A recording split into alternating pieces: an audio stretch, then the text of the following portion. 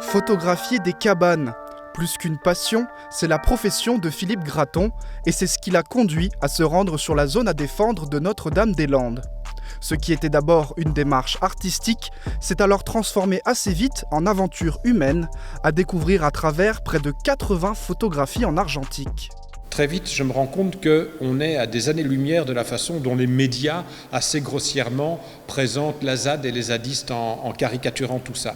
Et que derrière ces cabanes, il y a des choses très très belles. Et en fait, je suis parti à Notre-Dame-des-Landes à la recherche d'une beauté esthétique, les cabanes, et je découvre une beauté humaine.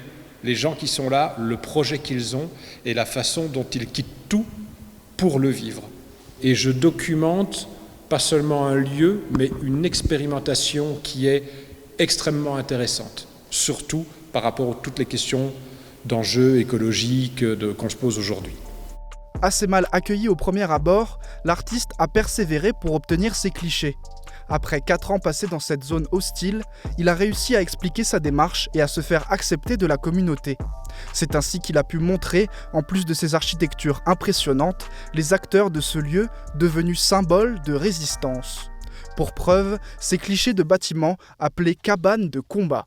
Les branchages que vous voyez là, par exemple, sont prévus pour, lorsqu'il y a une expulsion, les forces de l'ordre ne peuvent plus intervenir si les personnes à arrêter se trouvent à plus de 2,50 m du sol.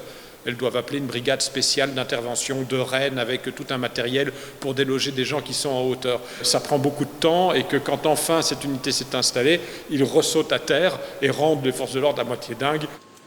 Après toutes ces années passées dans la ZAD, Philippe Graton a gardé à cœur cette volonté de s'inscrire dans la démarche écologique initiée à Notre-Dame-des-Landes, où tout est fait à base de recyclage. C'est donc tout naturellement que l'association exposante Apollonia a cherché et trouvé un moyen inédit d'exposer ses photos. Le papier lui-même, c'est un papier recyclé, fabriqué par la papeterie Lana, qui est à la Roberto, et les encres utilisées, qui ont été mises en place par DS Impression, c'est des encres à base d'eau, donc il n'y a pas du tout de solvant, et qui ont un certificat de non-nocivité.